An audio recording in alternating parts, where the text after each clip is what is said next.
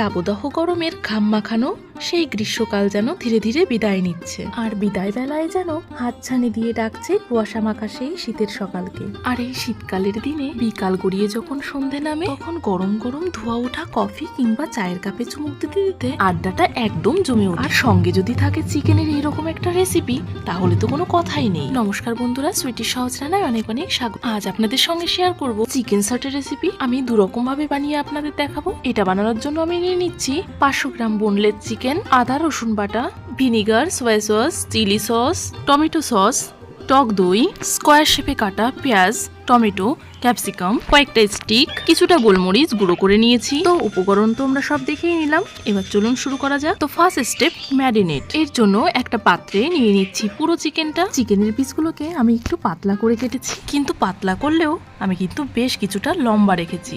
এর ফলে চিকেন খুব ভালো করে সিদ্ধ হবে, আর ম্যারিনেট করে রাখার পর মশলাটাও খুব ভালো করে ঢুকবে। যাই হোক, এবার চিকেনের মধ্যে দিয়ে দিচ্ছি লবণ আর 1 স্পুন গোলমরিচ গুঁড়ো, আর অ্যাড করে দেবো 1 স্পুন ভিনিগার। এখানে ভিনিগার যদি না থাকে তাহলে লেবুর রসও ব্যবহার করতে পারেন। এরপর হাত দিয়ে হোক কিংবা স্পুন দিয়ে হোক খুব ভালো করে ম্যারিনেট করে রেখে দিতে হবে প্রায় আধ ঘন্টা। এরপর একটা পাত্রে নিয়ে নেব কিছুটা জল।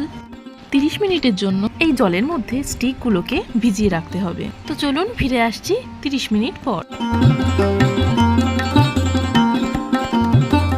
যথারীতি 30 মিনিট পর ঢাকনাটা খুলে নিচ্ছি। এই রেসিপিটা আমি দুভাবে আপনাদের সামনে পরিবেশন করব। এর জন্য চিকেনগুলোকে আমি দুভাগে ভাগ করে নিচ্ছি। এবার বাকি ম্যারিনেটটা করে নিতে হবে। তাই চিকেনের মধ্যে দিয়ে দিচ্ছি 1 স্পুন জিরে গুঁড়ো, 1 spoon soya sauce, 1 spoon chilli sauce, কালারের জন্য সামান্য Kashmiri red chilli powder, half spoon ধনিয়া পাউডার, 2 স্পুন টক দই, 3 স্পুন কর্নফ্লাওয়ার, একটা ডিম ফাটিয়ে দিতে হবে এবং 1 স্পুন আদা রসুন বাটা। এবার এই সমস্ত উপকরণ একসঙ্গে ভালো করে মেখে নিতে হবে। ভালো করে ম্যারিনেট করা হয়ে গেলে এর মধ্যে দিয়ে দিতে হবে পেঁয়াজ, টমেটো এবং ক্যাপসিকাম। আমি যে পরিমাণে কেটে রেখেছিলাম তার অর্ধেকটা কিন্তু আমি ব্যবহার করছি। যাই হোক, এগুলোর সঙ্গেও ভালো করে ম্যারিনেট করে নিতে হবে। সামান্য একটু লবণ দিয়ে দিচ্ছি। এখানে লবণের পরিমাণটা একটু বুঝে দিতে হবে, কারণ চিকেনে তো লবণ দেওয়াই ছিল। আচ্ছা, এর মধ্যে হাফ স্পুন টমেটো সস এবং হাফ স্পুন গোলমরিচ দিয়ে পুনরায় ম্যারিনেট করে নিয়ে ঢাকনা দিয়ে ঢেকে রেখে দিতে হবে আধ ঘন্টার জন্য। এবার অর্ধেক যে চিকেনটা রেখে দিয়েছিলাম, চলুন সেটা ম্যারিনেট করে নিই। তো এর মধ্যে দিয়ে দিচ্ছি 2 স্পুন দই, 1 স্পুন আদা রসুন পেস্ট, হাফ স্পুন ধনিয়া গুঁড়ো, হাফ স্পুন জিরা গুঁড়ো, Kashmiri red chilli powder, 1 spoon chilli sauce, 1 spoon soya sauce, half spoon tomato ketchup দিয়ে ভালো করে ম্যারিনেট করে নিতে হবে। ভালো করে ম্যারিনেট করা হয়ে গেলে ঢাকনা দিয়ে ঢেকে রেখে দিতে হবে 30 মিনিটের জন্য। চলুন এর সাথে বানিয়ে নিই একটা ঘন ব্যাটার। এর জন্য একটা পাত্রে নিয়ে নিচ্ছি 3 চামচ ময়দা এবং 3 চামচ কর্নফ্লাওয়ার। এবার এর মধ্যে অ্যাড করে দেব হাফ স্পুন গোলমরিচ গুঁড়ো, 1 চামচ পরিমাণ সয়া সস এবং একটা ডিম ফাটিয়ে এর মধ্যে দিয়ে দেবো। এবার পরিমাণ মতো লবণ দিয়ে এবং অল্প অল্প করে জল মিশিয়ে একটা ব্যাটার বানিয়ে নিতে হবে।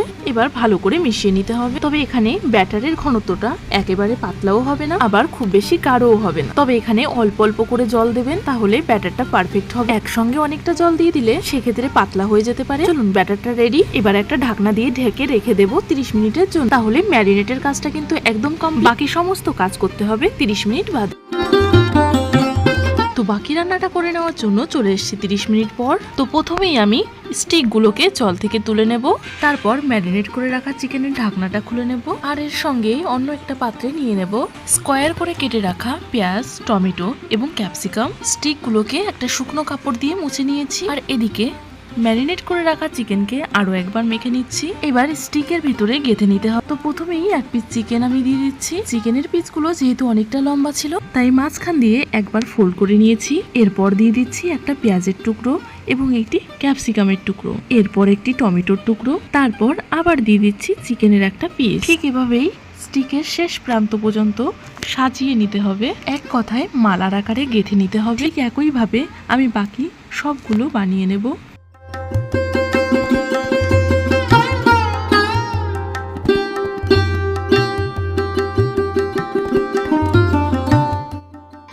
এইভাবে আমার সবগুলো রেডি করে নেওয়া হয়ে গেছে। এবার পেঁয়াজ, টমেটো এবং ক্যাপসিকামের সঙ্গে যে চিকেনটা আমি ম্যারিনেট করে রেখেছিলাম সেটা রেডি করে নেব। একইভাবে স্টিকগুলোকে জল থেকে তুলে নিয়ে সমস্তটা রেডি করে নিয়েছি। এগুলোকে আমি সামান্য তেল দিয়ে ফ্রাই করে নেব। তো এগুলোকে আমি পরে ফ্রাই করে দেখাচ্ছি। এখন আমি ফ্রাই করে দেখাবো আগে রেডি করে রাখা স্টিকগুলো। এর জন্য একটা কড়া গরম করে বেশ কিছুটা তেল তাতে দিয়ে দিয়েছি। এবার এক একটা স্টিক নিয়ে ব্যাটারের মধ্যে রাখতে হবে এবং ব্যাটারটা ভালো করে লাগিয়ে তেলের মধ্যে ছেড়ে দিতে হবে। এবার উল্টে পাল্টে দু সাইডই খুব ভালো করে ভেজে নিতে হবে। এই সম্পূর্ণ ভেজে নেওয়ার কাজটা মিডিয়াম টু লো ফ্লেমেই করতে হবে। ঠিক এইভাবে লাল লাল করে ভাজা হয়ে গেলে অন্য একটা পাত্রে তুলে রাখবো। এখানে দেখেই বুঝতে পারছেন ব্যাটারের ঘনত্বটা ঠিক কেমন। এই একইভাবে আমি বাকি সবগুলো ভেজে নেব। আমরা তো সবাই জানি চিকেন সাটে একটি জনপ্রিয় রেসিপি, তাই বিয়ে বাড়ি থেকে শুরু করে যে কোনো স্পেশাল দিনে এই সহজ রেসিপিটি বানিয়ে নিয়ে দিনটিকে আরো স্পেশাল করে তুলতে পারবে। এদিকে দেখুন আমার সবগুলো ভেজে নেওয়া হয়ে গেছে। এবার দ্বিতীয় পদ্ধতিতে ভেজে নেব। এর জন্য আমি একটা তাওয়া গরম করে নিয়েছি এবং দিয়ে দিচ্ছি কিছুটা তেল। আমি এখানে সাদা তেল ব্যবহার করছি। আর দিয়ে দিচ্ছি এক টুকরো বাটার। বাটারটা অপশনাল, আপনারা চাইলে দিতে পারেন, আবার স্কিপও করতে পারেন। এবার একটা খুন্তির সাহায্যে বাটারটা চারিদিকে ছড়িয়ে দিয়ে এর মধ্যে এক এক করে স্টিকগুলো দিয়ে দিচ্ছি।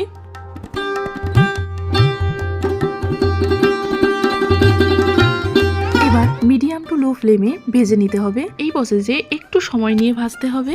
এক সাইড হয়ে গেলে উল্টে দিতে হবে। এভাবে কিছু সময় পর পরই উল্টে পাল্টে দিতে হবে। আমি এখানে প্রায় 20 থেকে 30 মিনিট সময় নিয়ে ফ্রাই করে নিয়েছি। ঠিক এইভাবে অনবরত ভেজে নিতে নিতে যখন চারিদিকটা খুব ভালো করে একটা পোড়া পোড়া আকার ধারণ করবে তখন বুঝতে হবে ভাজা হয়ে গেছে। ভেজে নেওয়া তো কমপ্লিট, চলুন এবার সার্ভ করে দেখাই। এটা কিন্তু খুব সুন্দর হয়েছিল খেতে। দুটো পদ্ধতির মধ্যে একটাই পার্থক্য ছিল, তেলে ডিপ ফ্রাই করাটা সমস্ত সবজিটাই কিন্তু ফ্রাই হয়ে গেছিল, সেক্ষেত্রে আলাদা করে সবজির টেস্টটা কিন্তু বোঝা যাচ্ছিল না। আর যেটা তাওয়াই করেছি তার সবজির টেস্টটা কিন্তু আলাদা করে পাওয়া যাচ্ছিল। দুটোই খুব টেস্টি ছিল, তবে আমার কাছে খুবই বেশি ভালো লেগেছে ডিপ ফ্রাই করাটা। আমি যে দু রকম পদ্ধতিতে দেখিয়েছি এর মধ্যে কার কোনটা ভালো লেগেছে অবশ্যই কমেন্টে জানাবেন। অবশেষে বলি, ভিডিওটি যদি ভালো লেগে থাকে তাহলে অবশ্যই লাইক, কমেন্ট, শেয়ার করবেন। আজ বিদায় নিচ্ছি, দেখা হবে অন্য কোনো ভিডিওর সঙ্গে। সম্পূর্ণ ভিডিওটি সাথে থাকার জন্য অনেক অনেক ধন্যবাদ। টাটা।